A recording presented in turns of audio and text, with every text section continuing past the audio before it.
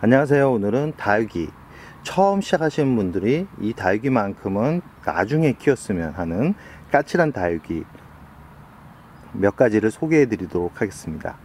영상에 보이는 다육이는 짧은 잎 적성입니다. 아주 예쁘죠? 아주 화려합니다. 그렇지만 이 예쁨 뒤에는 아주 무서운 발톱을 숨기고 있습니다. 이 짧은 잎 적성 같은 경우는 참 키우기가 힘든 다육이 중에 하나입니다. 한때는 짧은 잎 적성 같은 경우는 1년 이상을 키우기가 힘들다라는 정도로 아주 까칠한 성질을 가지고 있는데요. 그 까칠한 성질이 뭐냐면 바로 무름병에 아주 약하다는 겁니다. 아마 이 요즘 개량종으로 나오는 짧은 잎 적성 같은 경우는 그래도 오래 버티는 그런 유전자를 가지고 태어나서 그런지 모르겠지만 잘 크는 것 같습니다. 무던하게. 그러나 초기에 나왔던 짧은 잎 적성 같은 경우는 정말 1년을 넘기기가 힘들고 이렇게 커다란 대품을 보기가 쉽지 않았습니다. 저도 솔직히 이거 운으로 키운 거나 마찬가지죠. 운이 어떻게 잘 맞다 보니까 초기에 구입했던 짧은 잎 적성이 이렇게 커다란 대가족을 이루게 되었는데요.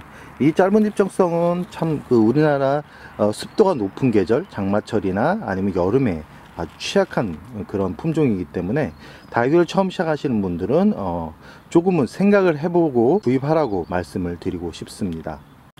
두 번째 다육이는 턱시판 철화입니다. 이 턱시판 자체가 참 잘 크는 것 같다가도 이 여름만 오면 그냥 무너져 내리는 그런 특징을 보이고 있는데요.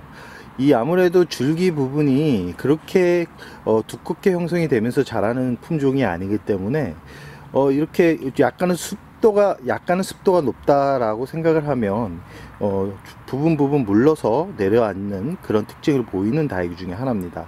이 턱시판 철화 같은 경우는 여름에 직광에 내놓으면 이 아이들 같은 경우는 거의 한 70% 이상은 화상으로 떠나보낼 수 있기 때문에 여름에는 필히 그늘에서 키우는 것을 추천드립니다. 이 턱시판 철화는 성장기에는 잘 자랍니다. 성장기에는 잘 자라서 이 다육이가 까칠하다는 느낌을 받지 못하는데 장마철과 여름 같은 데는 아주 이 아이가 왜 힘든 다육이구나 라는 생각이 들 거라고 생각을 합니다. 물을 좋아하고 그늘에서 키우면 약간 웃자람이 보이지만 여름 같은 경우는 물을 주지 않기 때문에 충분히 그늘에서도 웃자람이 덜한 상태로 키울 수 있다는 거 기억해 두시고요. 다육이를 처음 시작하시는 분들은 턱시판 철화 같은 경우는 다육이에 대해서 어느 정도 아신 다음에 구입을 하는 게 좋다라는 말씀을 드리고 싶습니다. 세 번째 다육이는 환엽 블러처스입니다. 이 환엽 블러처스는 정말 악명이 높은 그런 다육이 중에 하나인데요. 왜 그런 악명이 붙게 되었냐면 우리나라 기후와는 절대 맞지 않는 다육이라고 할 수 있습니다.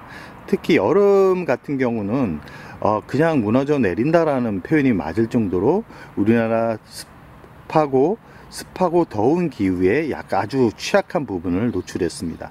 요즘 수입되는 품종 같은 경우는 덜하긴 한데 한때 이 환엽에 빠져서 많은 분들이 돈을 아주 쏟아붓듯이 했는데요. 우리나라 여름에 맞지 않다라는 걸 알고 난 다음부터는 수입도 거래량도 많이 뜸해진 다육이 중에 하나입니다. 그러나 매력만큼은 그 어떤 다육이보다도 어떤 두들레아보다도 예쁘기 때문에 내가 다육이에 대해서 어느 정도 알고 환경이 좀 된다 그러면 환엽 블러처스는 한번 꼭 키워보라는 말씀을 드리고 싶을 만큼 예쁜 품종이다 라고 말씀드리고 싶습니다.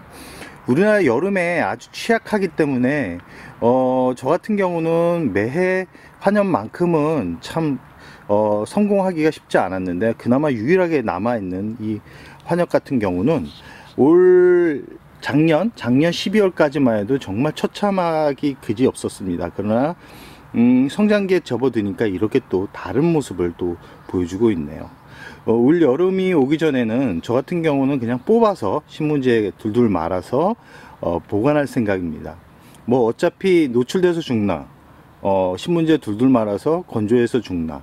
그렇지만 다육이 같은 경우는 생명력이 아주 탁월합니다. DNA가 자체가 아주 그냥 강력하게 태어났기 때문에 신문지에 두세 달 감아놨다고 죽지 않기 때문에 여름에 여름에 약한 품종들 같은 경우는 특히 두들레아 같은 경우는 신문지에 말아놓는 것도 좋은 방법이다 라는 말씀을 드리고 싶습니다.